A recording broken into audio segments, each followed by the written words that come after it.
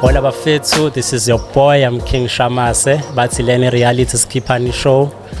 Silapha kwa Take 2 TV bafethu sesiphinde sabuya kade lo Ken Khala la lethe asibuyise le ndoda.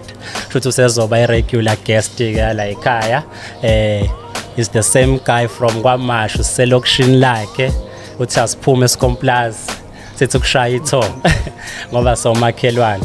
None other than uRatata bafethu, please introduce yourself mnganami. Hola bafethu, Kamala uRatata, grand face. Hey Lord. It's been a minute. Hey, kade sagcina la.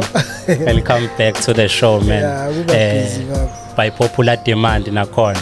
Sema sikhuluma nabantu lapha bayasho ukuthi bakudinga bayakubona on the move doing things, but ke mhlambe for abalandeli noma ababukeli beTech 2 TV abangamazi uRatata abasijoyine recently noma after ama show wethu uRatata uba mfethu uRatata Nhlanhla Ntuli wakhona la Mashu kodwa wazalelwa eClermont. Okay, that's why saseClermont before kahle nami ngisikhoplazi ngokwegazi yabo. And then ngikhulela Mashu. Okay. Ngambe ngahlala ama section amaningi and then still ngisaka Mashu manje. So eClermont noma eScomplazi uzalelwe wasuyamove awukazi ufunde khona awukazi. Ayikho into awunamlando namlando theni khona. Alright. Ukuzalwa nje asengahamba. Amakhaya ke inkaba yakhe ke phela ngilokishi mina yes. Kodwa emakhaya isenkandla. Okay. Enkandla Thalaneni. Sure. Ngoba ngiye ekhaya. So ithama lenza sure ukuthi njalo ngaso sonke isikhathi ngibuye ngivele ekhaya. Okay. Nice one. Nezwa bafethu ukuthi wonke umuntu unayo imvelaphi yakhe, ngisho ukuthi ukhulele lokishini, but there must be history about you. Kumele mawukuthi awazi ukuthi umlando wakho uthini, uhlale phansi nabazali ubabuze. It's one of the questions adinga ukubuzwa lawa, hayi la oshayelwa wona kuthiwa uyayibuzwa leyo nto leyo. Yeah. In order for you to know where you are going, you must know where you're coming from. Yes, yes. Mhlawumbe mfethu singeke sisaqale emuva kakhulu. Indaba yo music because thina sikwazi uyi-artist. Introduce ke nini, who inspired you yonke leyo nto leyo? Mina way before 2005 because music ngaqala 2005 esikoleni. Umdala. Yeah. Letho bayisegazini. Yeah. Ngekuyeke iyakudirector nje uhambisana nayo. So ngangumuntu owayethanda music nje. Kakhulukazi ngakhumbula ngilalela uPitch Black kakhulu, ngishaya nama rhymes zakhe kakhulu. Okay. Kwase kufike umoya uMaybruno ohleze ngibona ngenza lento because ngangina nama yabo laba radio la afama cassette. Yes. Uwazi ukuthape ngisho ingoma yakhe emsakazweni ufaka ukuthape nganginalezo zinto ngithape ingoma and then mase ngiyithapile ngiyilalele ngiraphe kakhulu uPitch Black. Shothi yona into eyidumile le because nama I was doing that. I remember ngilimaza ama disc oledi omafika izola ama original tape when ufaka into zakho kula worry right. It was crazy. That's why. Yeah, ne? And then follow khona umjito ngi recognize uthi no uyi artist now artist lo phezulu wangirecognize uthi no ngihlezi ngishaya ingoma zaPitch Black kwawuyena oqala ungibhalela ingoma yami yokuqala. Okay. Baba iGhost Right. Yes wangibhalela and then wathi ngiyifunde le ngayifunda and then ngase ngiyishaya esekhona wangidirect ukuthi ngiyishaya kanjani and then ngenza exactly. So from lapho ngirealize ukuthi no mina ngishuthi kahle ngilento. Mina ngaqhubeka emva lo ngase ngiyibhalela. Wow. Who's that guy? Samkhumbula ubani? Yeah, ngimazi kahle. Even ngisho kuni award le ana ethi kuhlezi. Phela bekhona ubani? But shout out to him. Usakhe plus. Wasemlazi. Yeah, wasemlazi. Ay shout out Nika. Bethu abantu abanjalo abajwayele ukuthola ama flowers zabo. Sijwayele kube ngathi izinto sizenzelile zonke kanti khona lo wafike wayibona le. Waseqhubeka. Ngakhumbula icabanga ngiyabona ukuthi I recognize le tayenza kodwa wenza into enkulu kumina cause ihlukile le nto ayenza ngangayiboni mina ukuthi ngiartist ngangithanda music ngokwami. Exactly. Khona abantu abantswempe ukudiscover nama talent abanye abantu abonise lo une potential. By the way guys, sila kwaMashi njengoba ngishilo sikwamakhanya la ishisa nyama kuse station ne just njengemuva at the back la umakhelwane waseboxer mawuhlwelwe nje ngapho ungasondela shaya inyama Sunday kupholile yabona nathi broadcaster kamnandi asiphazanyiswa yilutho ku safe good people yeah masibuyela back mnganami mhlawumbe fast forward ke singeke sisadwela kakhulu ngoba isakhona le episode please tune in check le episode eseke saba nayo no Rathatha. I met you on your journey through Ukhule ne mhlambe what can you say relationship yakho naye and nihlangane kanjani kule ndima le music? Okay, Ukhule sahlangana kahle omume bro best rapper nas sine studio na yabo sure. So yena wangitshela ukuthi hey yazi first Ukhule uspana nobani okay esha abantu abaku industry okay wayeba manager ngaleso sikhathi so wathi Ukhule udinga abantu abadansa manje ngimtshele ngawo yabo yeah and then wamnikeza inamba yami and then Ukhule wafika kumina like ngo WhatsApp wavela kumina ngo WhatsApp washo ukuthi awubedinga ivideo kanje umdansa washo ukuthi anginawo mina ivideo professional umdansa yabo yeah washo ukuthi vele Ukhule ngiyamazi ukuthi umuntu o manager ama artist yabo eGoli kodwa ngihlezi ngizwa ngangamazi yabo and then emva lokho wathi mangimsendela ivideo washo ukuthi no udingeka into engathi professional ukuze bayibone ukuthi ngiyakwazi ukudansa mina ngangishuthwa abantu ngidansela because ngiyethanda vele ukudansa manje sebumnandi nje ngiyidansela so kuyojabula le entertainment ngina vele Betty com manje ususivezela engele ukuthi uyadansa yeah and namse ngakubona stage awudlali khona la uperforma khona kaMashu thina nje le track ehambayo nakhona just number 10 abantu bakuzokhipha bakuzokhipha yani yakho ekade ngayirecord kodwa ukuthi ke bengakayikhiphi like as in all digital platforms yes so imanga uyigodlile nje perform yeah njoba kuzophela nje uNovember lenzoyikhipha just number 10 ahlahla abantu kumele beyilindele I showcase on bayifuna le ngoma first mayingena le ngoma inamandla and yeah I saw nami I was amazed ukubona uperformance how le ndoda iphenduka kanje and ama moves wakhe wona enza ukuthi ingoma ikhahlele kakhulu lapha number 10 so lento yokudansa ubuyiphusha naye eceleni ushayela ama video uhlangana noKhule wena kufuneka ukuthi uzodansa akakakhulu indaba yokucula no ngathini ukudansa mfethu yabo uNkulunkulu mekunikeza into ngasonke isikhathi uzohlezi uyilandela ijourney ohamba kuyona and ukudansa kwangekona ukuthi mina kwawukuthi into enginothando naye then ngajoyina abafethu saspana kwaye process yokuthi egcineni vele izongichanela ekutheni ngizogcina kulento le art because iart nginawo mina nokudweba nje into ezimnandi engimnandi kuzona so ngathi sengicula kwangena lokuthi avele phela egcineni futhi umdansi yabo so iyahlangana ngoba vele uyaentertain so that's why ngangekho serious ikona ngangidansa mangisemnandi abantu bengivideorize so Ukhule wasenikezwe ngamnikeza ivideo kanjalo okay and then wathi no yena kufuna le video professional yena hayi mina nginanto kanjalo phela ngena umdansi semdansi yabo ngangidansa ngalezi khasi umgilane by the way sasishare nabi stage dance nje eJohn Du okay sasidansa uJohn Du wow uMashu wonke lo hayi sa sumashu sonke hayi shout out bafethu no hey this is huge so Ukhule ngizohlala nje kena isikhashana because I think udlala irole kuwena major currently mhlambe kubaleke kangakanani ukuba ne team mhlambe to give advice kwamanye ama artists out there mhlambe nokuba ne manager I don't know ukuthi udlala yipi role specifically ingakho ngithi ukuba ne team mhlambe uzosivezela nabanye engabashilo mina wena obazi ukuthi bakhona alipush uRathatha kubalekile ukuba ne team because yabo ezinye izinto kahle njengoba umuyi upcoming artist mostly yes ungaba netalent ezinye izinto kumele uyifunele zona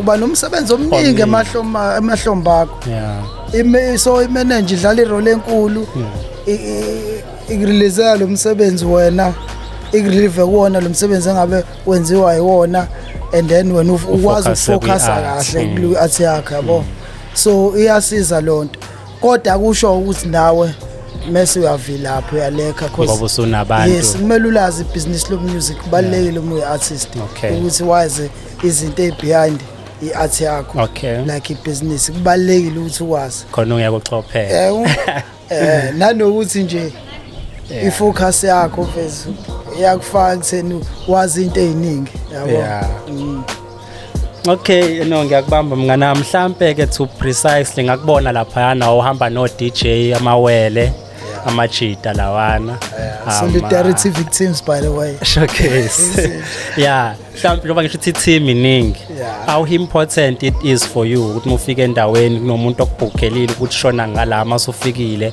your makeup artist your whatever mhlambe ngaboneka ngathi kudala isiphithiphithi nebudget as well kuyastrain kodwa ukubaleka kwaleyo nto kuwena ukuthi kube ushaya noma akubona ugezile mhlawumbe khona umuntu behind this image as well no mina ngaba nenhlahla bese njengoba ngisho ukuthi athi uNkulunkulu wavela wangipha that's why most of the times umzile ngihamba kona uhlezi nje une-art angazi kuyazenzakalela nami ngirealize izinto sengidlulile ezinye zazo kuzona sure nomswenkoke kuya-add i-art phela nawe le so lento ikwenza ukwazi ukuthi ubone nezinye izinto ngendlela ye-art like emsebenzini mina izinto ngiyabona ukuthi i-art inomthelela ngoba iyasebenza sometimes uma ususebenza isu-art because ngake ngasebenza kwenye yama-companies ye-econ dala so ngabona ukuthi no i-art iya-apply nala cause indlela enirana ngayo ipiping yakhona kumele ibe clean uyabona umuntu uclean ngisho run ugesi uyabona ukuthi ayiclean plumbing whether it's plumbing or anything yes unisa umsebenzi uyafuneka so i-art nalo nto so multi-talented njengami izinto yazambe apply ukuthi une-art ngayo yonke into oyithintayo isandla nje sakho nje hlezi superstar in the making ngoba umuntu ongazi bethu like usushaya amagiga serious khokhayo but vela yakhokha kodwa nje your image it's giving you that thing good no layout no with no doubt you respect your image your brand as well so ngiyakubona la mention indaba yespan urathathu yasebenza ngisasebenza kamlungu yes how important it is for you ukuthi ube nespani so that art yakho izokubeka somewhere because nginami ngeke ngamanage ama artist yabo ngeke ngaba kwi production there's a lot of things umuntu akazenza but you find ukuthi amajita afuna ukuthi yonke into ayilethelwe ngesilver plate and they don't want to invest on their art on their craft and then umuntu ozo investa kuyona bese bemfaka emaphepheni afterwards masethatha ishare enkulu kwi percentage of whatever that is happening mhlawumbe kubaleka kangakanani ukuthi njengoba usipana wena kudlala yipi role kwi art yakho kuyasiza because njengoba ubona uRathatha ebrand angaka ubona kahle kahle lento iqale kutheni u-understand ukuthi lento le art oyenzayo there's business behind so in order for you uzufike la ufuna ukuya khona akekho umuntu ozofuna ukuthi a-invest entweni angayiboni so this is business as well so kumele ibhizinisi liqale kuwena so in order for you ukuthi ulothu njani ufake imali ibhizinisi kumele uqale ku-investe wena yes that's why ngithi mina kumele u-understand ibhizinisi futhi le art oyenzayo that's why uzokwazi ukuthi u-investe kulona and then laba abakufica abazo-investa bazokufica endleleni yes uhamba kuyona because bazobona i-potential nanokuthi lo fethu uyayibrand uyabona nangu uRathatha uyavela kuma-social media uyavela emaphepheni and then yabo wonke umuntu ulandela lapho ukuthi hayi userious lo fethu and then angabheja kuwena ngeke udibhejele ihashe ubonayo ukuthi azizoluza leli iwin okubhejelayo kumele ubhejele iwin nayizwela bafethu nayizwela ukuthi you need to invest on yourself or on your craft uma ngabe uyiciko because kuye kwaba nalento ukuthi abazali bayabona ukuthi nimosha isikhathi nihlele studio nenze ngoma engathi azindawo kuyaliwa lapha yana asifuni ukuyosipanda kanti isipani senza wena ukuthi ukwazi ukugeza uthenga insipho ube grand mangithi mina kusekune event endaweni ethile ukwazi ukumove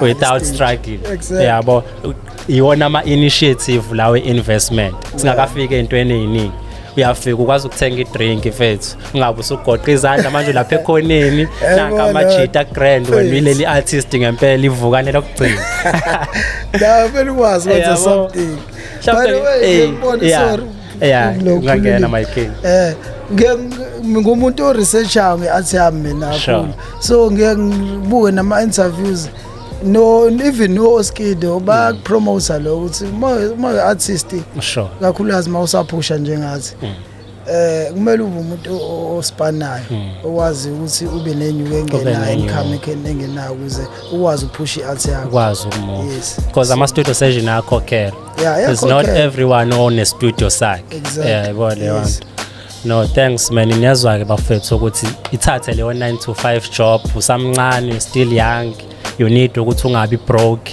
you need to move now ungabukeki njengomuntu oswele kakhulu nginombuzo la my king mhlawumbe ukuthi as an upcoming artist noma emerging artist whatever name ababiza ngayo mangabe usafika kwi game uba upcoming artist for isikhathi esingakanani inini la uthi khona now I'm no longer an upcoming artist sibona ngani noma wena as an artist yinini la kufika khona leso sigaba the reason ngibuza lawo ama question it's because mhlawumbe kuzoba nomasipala ngala ozokwenza event mawenza event uyathi kuno Rathatha kumele azobhula amazona before kufika okhuzani noba always mhlawumbe after 6 years they're still doing the same thing to you mind you kunamanye ama artist nawo wabuka as ama upcoming akufice kwi industry afufusa but ukufufusa kwena kulingana but wena still usabandakanywa nalama ciko ekuthiwa amavukana ama upcoming angabonakala ukuthi aya deserve le shandisi ekumele nje angene bese yaphuma le question yakho ibuya back to what I've said before ukuthi kumele understand the business ungaba upcoming artist for so many years yes kodwa kuya ngokuthi wena investor kangakanani kwi craft yakho like for example let's say umasipala uyangiqasha ngiyagiga ngivulela ama artist amakhulu ngi-upcoming and then mina if ngizothatha leyo mali engibhukhwe ngayo ngi-invested back to i-craft yami lo kuzongisiza ukuthi indlela manje usuzongibuka ngayo nawo ngishare stage mhlawumbe ngenze example noTeri uzobona ukuthi ngeke le mangibuza uzobona ukuthi ngeke akusalo upcoming artist kanti maybe mina engqondweni yami salolo wodwa ngoba ngafika kuba la ngifuna ukuba khona so it depends ekutheni wena investe kangakanani nanokuthi ke zibalekile lezi zinto ezispiritual because wena nje obula emhlabeni awuhambi wedwa so there's something behind wena nakhona iyakusiza lo nto ekutheni omunye ungathi eqala nje izinto vele ziqonde for angabe upcoming artist ashaya into eyodwa nje ebheda futhi abelabe commercial invest kuyona so kuyahambisana ngeke uzusho ukuthi ungaba upcoming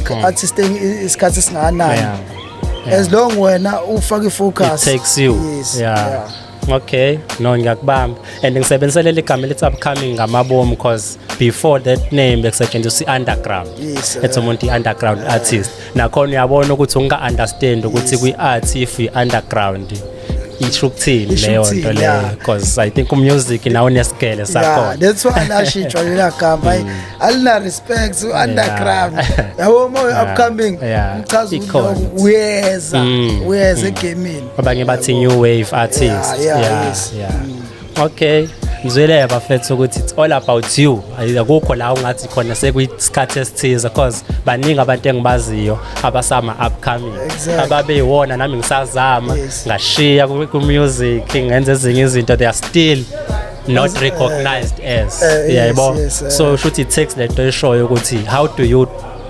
rebrand yourself as an artist nani mhlawumbe okunye okugcina because ngiyafuna abantu bafunde ukuthi lento yokushintsha amagama ifactor kanjani. So brandile uRatata siyawazi sekuyaba kusasa usufuna ukuvuka mhlawumbe ususlovers bani iphi impact ekuyenzayo lokho kwi following yakho nabantu esebebambe leya brand because ibrand igama lakho eluRatata. Le nto mfethu ngokubuka kwami iqalisa phansi kahle ngathi ungayenza like usune power because like in terms of ukuthi ube ne power usungawazi ukuthi urebrand nakhona akusho ukuthi ngoba unemali uzobalula ukuthi urebrand udinga abantu abayaziyo abayi-understandayo le craft okuyona and then kulula ukuthi urebrand abazothi mawushintsha bakutshengise nanokuthi uzokwenza kanjani zonke izinto professional ukuze abantu basheshe ba-catch up because lento usebenza nge-minds ngomqondo wabantu la. That's true. That's why ngithi mina ngake ngabuza ubafo ngelinye ilanga ukuthi mfethu why university mina ngaze ngibe se-university in terms of marketing ngokucabanga kwami ngangibuka ukuthi somehow bafaka ama-studies e-psychology because lento isebenza ngemqondo yabantu ukuthi wena bakubuka kanjani kumele ba-accepte kanjani umuntu wenza kanjani ukuthi beku-accepte nje fast. So i-rebranding ithathe umsebenzi serious. So singa-advise ukuthi ama-artist mesahlanganise especially angalokho ezama ukushintsha amagama next year usu-SK confuse abantu yabo okungcono uma usuwaziwa and then une-team e-powerful ungakwazi ukuthi ushintshe igama uyi-rebrand bakwenzele ngendlela e-professional ezokwenza abantu basheshe be-catch up ukuthi hey kube easy ukuthi hayi true because it's huge lento ishoyo kungenzeka ukuthi abantu abakulandelayo mhlawumbe abakulandeleli your music bancanywa your image negama lakho mase ususa le identity khona ipercent elikhulu labantu abaluzayo because manje kunabantu abakujoyine khona abazuRatata ukuthi siyamazi ukuthi usukaphi yabo bazi story sakho and ibranding ihlanganisa nayo story sakho kumele kubalekile ukuthi besazi story sakho zithini. So manje is like usuqala ukushintsha istory lo muntu uconnecte nale story ngoba maybe une experience ngezinto wena wa experience so uconnected ngalo ndlela. So when you rebrand it's like ushintsha yonke manje lento sengikubuka ngenye indlela awusemina manje njengoba ngisupport ubuyimini so omunye umuntu so idinga indlela eprofessional leyanto ukuze yenze ngendlela umuntu ayiaccept ngendlela ayigwinye kahle ungavela imbindi nje bafethu akukho right indaba rebrand abanye phela siya understand kodwa leyanto yalimazi yaqgilaza you as an artist. Mhlambe can I check are you independent as an artist? Ngi-independent. Why? Hey, it's been my dream mfethu sithi internet isifundisa izinto eziningi nanokuthi iyatshengisa indaba ngabona nalento ukuthi unga-own ama-masters akhe yangisithandi lesi story mina sengiperforma ingoma somewhere sekumele ngibiye kobani esengadlula kubona ukuthi bane-percent futhi kunale kule ngoma yizi kumina director ngiyithandi lodwa. That's why ngithi still kubalekile ukuthi wazi business lo music mo artist so understand izinto eziningi ona nezinto eziningi kumele ezifanele zakho ekufanele zize kuwena. I get you. So with your advice to new wave artist uthini abangasayini abasayine what's your take nje kule ndaba yamadini? Mina mfethu ngeke ngidlale ngabantu ngithi ungasayini cause mfethu ngeke uyeke ithuba lokwenza isinkwa livela ngoba mhlawumbe ngenzeka elinye ithuba ungalitholi makufika idili sayina vele futhi nakhona la ufike ngokuthi uzofunda something ngebusiness lo music kumele uvule ingqondo mawusungena ku business cause mawungena ku industry kumele uqale phansi ufunde ezinye izinto ongazazi ungena kwenye into manje ila usungena khona professionally nangendlela ozowenza ngayo izinto ilo ilabel izokufundisa nayo izinto eziningi ukuthi manje usuyiphatha kanje phambi kwabantu khona izinto obuzobuzenza underground obungayisawazi uzenza like mase usayiniwe ngoba manje uyatshelwa yonke into ne-branding nani Yeah. so ngeke ngithi umuntu Akangasayi. face ithuba lesimpu ungaliki Hey. kodwa manje akusho ukuthi manje nawe masungena entweni nawe ezokubamba ngobhongwane indaba zama deals nani ama contracts kuyadinga ukuthi ufundelwe Yeah. kube ilento at least ezofitha kanye nawe Sure. uunderstand futhi ukuthi ibrand yakho uzovela usazophasha so leso sikhathi leso kumele usebenzise ngendlela Okay.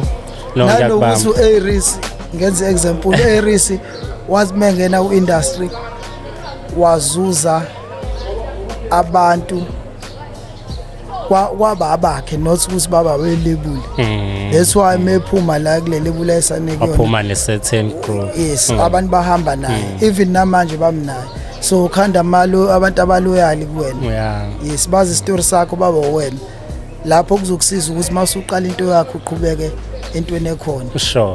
ungathi mawuphuma lapha sewukuwa kwegama Sewukuwa that's why kwebrand. kumele understand ibusiness futhi Hey, bafethu, I think ngiyakuzwa futhi la ufaka nento yesikole phakathi. Ngiyezwa ukuthi ama contracts kumele ukwazi ukufunda nani. yes.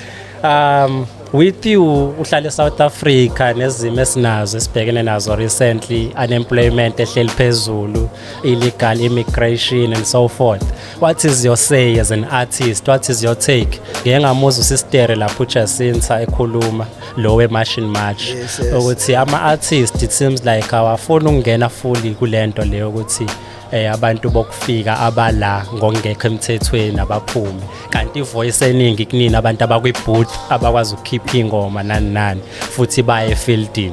Uthini wena ngaleyo angle on that one? in terms of ukuthi ama-artist ngikhulumela Ama-artist on behalf I think mina ama-artist ayasaba asabani why ngithi bayasaba bayazi ukuthi kuhamba isikhathi someday komele usebenzisane nabantu bangaphandle okay so abanye babo like for example uDavido ba powerful kwi-industry so i-art futhi ikwenza ukuthi uhambisane ugcina usebenza nabo abantu kakhulu yeah mina into engayisho in terms of abantu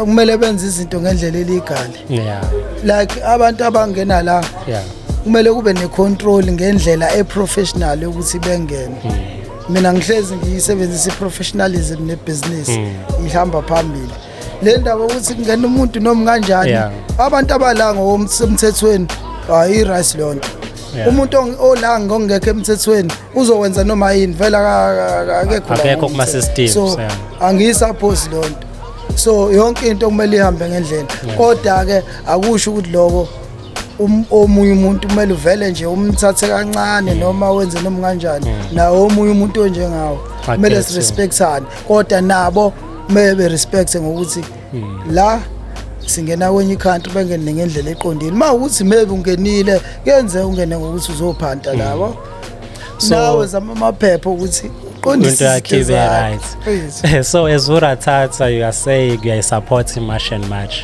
yeah ngiyasupport fully yes because benza ngendlela eqondile abalwi kodwa batshengisa ugovernment ukuthi yes izinto kumele kwenziwe ngendlela eqondile because la izinto eziningi ezisebenza ngendlela noma kanjani kwenza noma kanjani efuneki lonto ngeke ungene ekhaya uvele wenze nje noma kanjani so nawe uma ukuthi owner lewo muzi noma ukhona kini umfana ngisho bekhona abantu abadala nawe uyawazi ukuthi no ngeke kwazi ukuthi kwenzeke ukuthi akwenze ngendlela eqondile akisho ukuthi ningangena ekhaya kodwa ngenani ngendlela ehloniphekile yes kunomthetho manje kuvele kwenzeke nje noma kanjani ngibona njengoba beshaya imashi benza ngendlela yomthetho akekho boshwa angithi ingoba vele wenza ngendlela eqondile so ngiyayisupport ke then.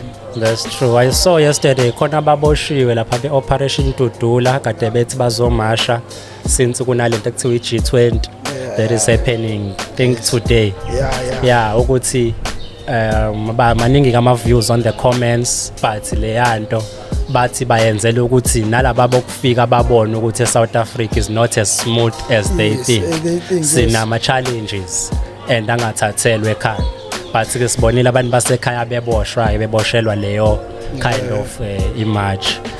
But siyabonga mfethu ukuveza ukuthi ama-artist ayasaba, but I think they need to look izinto wide, because it's not about skin ukuthi umuntu wakini omnyama nani. It's about illegal immigration.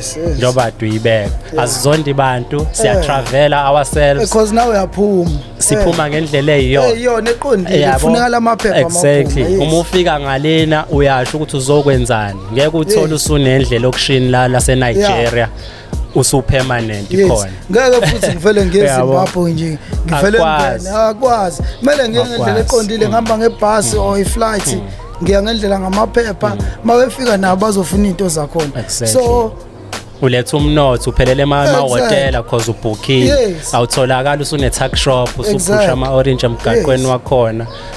Kumele kuhloniphane nje ngendlela ekwenzeka ngayo, kumele kuhloniphane ukungena kwethu nokuphuma kwethu kuya kuphi. Manje bavele bengibenze noma kanjani abantu. Power to that. Asibuyele kwena mnganami, uDecember manje already siphakathi. Ithini ibhizi ngiyakubona izolada useradweni ushaya ama-tours. What's happening? Awusinikeze nje uperform aphi? Okay, khona activation eshayo Mepru Kasi Empire. Okay, ukasi. Yes. Khona activation ayishayayo la ngiyabona kunonkomo phakathi. Inkomo esiphusha. Uyabo uphusha kakhulu izinto zaselokishini Mepru. So nonkomo na kophushwa indawo yakhe entsha azobe evula. So ngizobe ngikhona, bazobe khona no juice. Kwa nethi nesithixokazi. Sobe sibaningi no Ratsatsi ukhona, i-period date nayo ikhona. Itsini dates. I-dates sephumile awukakayibona. Ikhona i-post. Ikhona i-post. Hayi bazochecka ni-check la kwi-post abafethu yonke into. Social networks amakho ikhona ngipostile. Ngiyiphe ngathi ngibona nale kuthiwa yini inkasi. Ngiyibona iyaphusha, you are not part of the yona ngizobe ngikhona ngizosupporta nokuthi ngizobe ngiperform. And then masekuba khona enye ezobishawe kaSilwane ngiboshelwe nalapha khona no Winner Boys. Ngizobe ngikhona ngisupporta amajita i-period date uyazi la ngikhona. Showcase. So izinja zami ngohlezi ngiyiphethe. Masekuba ke abanye ke kunentwana zami lapha i-solidarity victims amawele lawo kuvela ngidlala nawo. Ezinye intwana zami lezi ngiyiphethe nazo zidila nedip kakhulu. Yes, I think banama-soul labana ama-souls abo abantu abadala because bayingane kodwa indlela abayithanda ngayo i-sound e-deep. Bayibona imali la ilele ngakhona. Iyakhokha leyo sound. Iyakhokha leyo sound. So mnganami mhlambe what can you say, any project udrophile noma ama-single ithini into ekhona kuma platform? Okay. Uratsatsa bethu by end of this month uzophuma ingoma which is number 10. Which is number 10 kade ka record benguperformer yabo kodwa bengawokhiphi like as in ma digital platforms.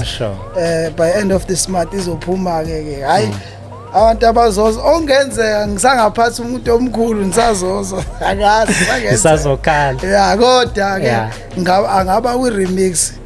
Uratsatsi uzokhipha just number 10. Siyabonga kakhulu mnganami, thanks for your respect and honoring, you know ukuthi you were running even late for the time but you were there kudala yabo. That's being professional. Guys mangabe nimbhuka umjida uyasihlonipha isikhathi big time, so shout out to that. Mfethu ngiyabonga your time. Shout out to out hamba nayo uba umasha nayo. Nkosi ngizozoba nayo behind the scenes, sisazophusha ibhizinisi eliserious laba fethu ba behind the scenes abafuna ukuvela sabadinga abantu abanjalo.